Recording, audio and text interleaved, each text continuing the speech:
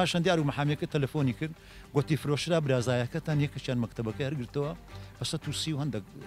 ملیۆنی لە پێش حاکمی دەیان گۆ دەی بفرۆشرێ و ئیزا لە شووی ئەو دەی بکرێتە پارە و تەوزیع بکرێت تاکیدم ئەوانە ئەو قابلیەتیان نییە ئەوەی بکەن ئەویان لێ ڕەچاو ناکرێتن ئەوە شتەکە بەناوی سەروەتی نیشتیمانی سامانی نیشتیمانی مرچی یەکەچی نییە مرچی خانەوادەچی نییە. بینەرانی پایتەخت میدیا لە هەر شوێیەکان سڵاوتان لێبێت لە دوای مردنی مامۆستا عەزیزگەردی سەرمایەی نیشتیمانی و نووسری ناوداری کورد کە دەیان کتێب و شاکاری جیهانی وەری جێڕاوەتە سەر زمانی کوردی زۆر باز لە کتێبخانەکەی دەکرێت ئاخۆ ئەو مەکتەبە ئەو کتێبخانە گەورەی ئەو کە لە کۆی تەمەنیدا بنیادی ناوە بە زیاتر لە 20,000 کتێبەوە چی بەسەر هاتووە و چی لێ دێت چەند ڕۆژێکەوە بڵاو کراوەتەوە کە کتێبخانەکەی مامۆستا عەزیزگەردی لە مەزادێکی ئاشکرادا فرۆشراوە.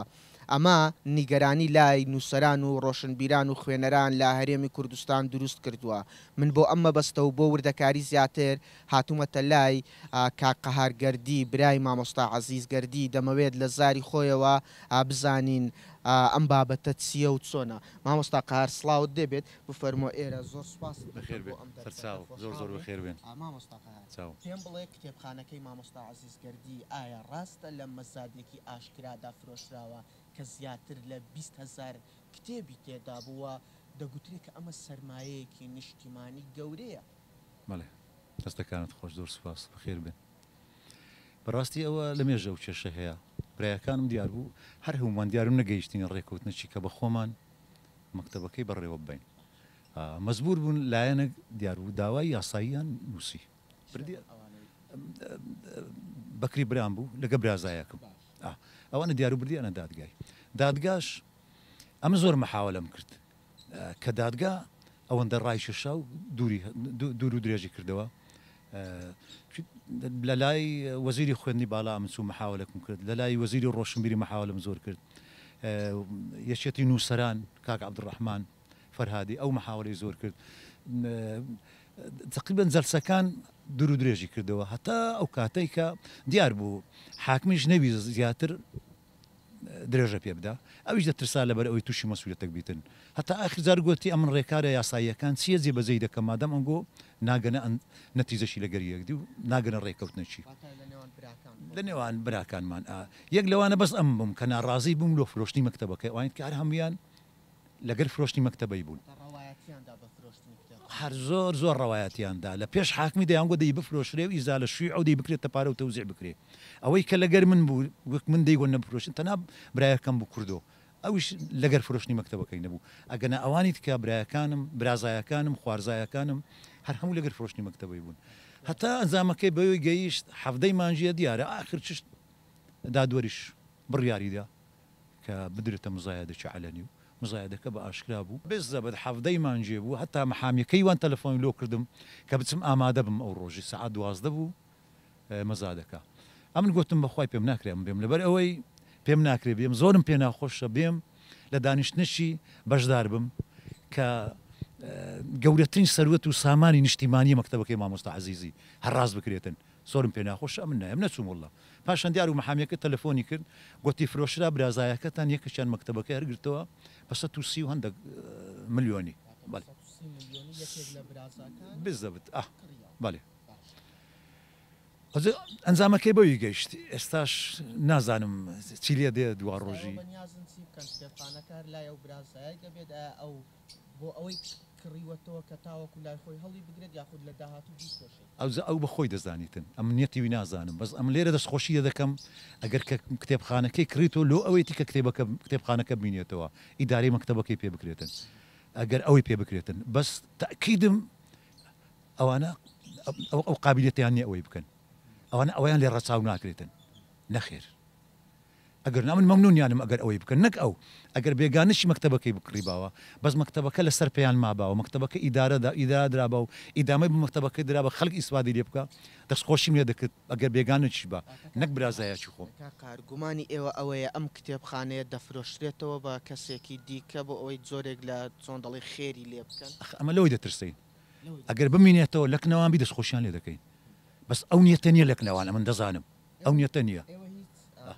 داواکاریەکتان لە لایەنە پەیوەندیدارەکات یاخود ڕوونتر بڵێم حکوومەتی هەرێمی کوردستان هەیە تاوەکو بێتە سەرخەت بۆ ئەوەی ئەم کتێبخانەیە بکڕێتەوە لە شوێنێک بیپارێزێت؟ داواکاری ئەو کاتەی نەیانکرد کە شتەشیان پێدەکرا وەک حکوومەتی هەرێم وەک سەرۆکایەتی هەرێم ئەو کاتەی شتەشیان پێدەکرا نەیان کرد ئێستا زۆر زەحمەتە پێیان بکرێتن زانین لۆ زەحمەتە چ ئەو کاتی کاک مەسرووریش لە ڕێی وەزارەتی ڕۆشنبیریەوە تەداخلی کرد و تەلەفۆنیان لۆ من کرد کە مەکتەبەکە بە هەر نوعچی بپارێزرێتن نەدرێت تەمزایەدەی و کتێبەکان پەرد نەکرێن وەزارەتی ڕۆشنبیری قسەیان لەگەڵ من شتێکی ئەوە گوتم دەستخۆشیتان لێ دەکەم پژگیریشتان دەکەم ئەمن هەرچی پێم بکرێتن پێم بڵێ ئەو ماڵی ئەو خانووی کە مامۆستا عەزیز گەردی بەشێکی هەرە زۆری تەمەنی خۆی ژیانی لە نێودا بەسەر برد لە بەحرکە و بەشێکی هەم کتێبەکانی شتابحان هەر لەوێدا بوون پێم بڵێ خانووەکەی چی بەسەر هات چکە پێشنیاری ئەوە کرا کە کتێبخانەکەی لە نێو خانووەکەی خۆیدا بکرێت بە شوێنێکی کولتوری و ئەوە زۆرێک لە ئەزە پێشی ئەو جوابەت دەمەوە ئەمن وەختی خۆی واستەشی زۆر گەورەشم کرد بە وەزیری ڕۆشنبیری ئیجازەشیشمان دەرینە بە ناوی مالی عەزیز گەردی بۆ ئەدەب و ڕۆشنبیری هەلەجێ خۆی بمینێتەوە بەس ئەویشیان تێکدا هەر لە ناوە خۆمان ئەویشیان تێکدا بەڵێ بەنسبەت خانووەکە دەبایە بمینێتەوە وەک ئاسارێک خاستان ئەو غرفەی کە مامۆستا عەزیز تێدا بوو کە لێ دادانیشت کە لەوێندەرە دەی خوێندەوە زەی دانیشتن و جێی خوێندنی بوو بەڵام ئەویشیان تێکدا ئەویش دیار و ململانەشی لەسەر دروست بوو ئەویش درامزایە دەشی عەلەنی برایەکەم کوردۆکە لەوێ نزیکە ئەو دیارواری گرتەوە مەکتەب خانیەکەش بوو ئەوێ مەکتەبەکەش ئێستاوە بەو ئەنجامای گەیشت و مەکتەبەکەش دەبی لە ناوێندرە بێتە دەرێ ئەو ئەگەر لایەنیش پەیوەندیدار لایەنێکە خەمخۆری زمان و ئەدەبی کوردیە شتەشی بکاتن مەکتەبەکەی بژێڕتەوە جێی خۆ خانیەکەش لەوان وەرگریتەوە تەعویزیان بکاتەوە مەکتەبەکە بمینێتەوە ئەو شتەشی زۆر گەورە و مهمە دەکرێتن لە کۆتاییدا قسم ئەوەیە ئەمن هێشتا پێیان دەکرێت شتەکی بکەن ئەم کاتی خۆش پێم گوتم چش دەکرێت ئەگە بکەن ئەگەر بیانەوێتن چی زۆر شتی لەوەی زۆر تەجاوز و زۆر گەورەت و زۆر مخالیفتر کرایە ئەوزە لایەنی حزبی لایەن حکوومەت بی هەرچی کردبیتن ئەوە شتەکە بە ناوی سەروەتی نیشتیمانی سامانی نیشتیمانی ملکی یەکەچی نییە ملکی خانەوادەچی نییە حەق وایە شێگوتی حسابەشی لۆ بکرێتن لە بەدەستی ئەوانە دەربینین کا کێشەیان لەسەرە بینەرانی پایتەخت میدیا ئەوەی جێویستی بوون گوتەکانی کاک قەهار گەردی بوو برای مامۆستا عەزیز گەردی ئەو بە شێوەیەکی ورد و درێژ باسی لە فرۆشتن و بە مەزایادەکردنی کتێبخانەکەی مامۆستا عەزیز گەردی کرد کە گوایە یاخود وەک خۆی دەڵێت بە 130 ملیۆن دینار فرۆشراوە کتێبخانەکەی مامۆستا عەزیز گەردی زیاتر لە 20,000 کتێبی زۆرا و زۆری تێدا بوو و سەرمایەکی نیشتیمانی گەورە بوو بۆ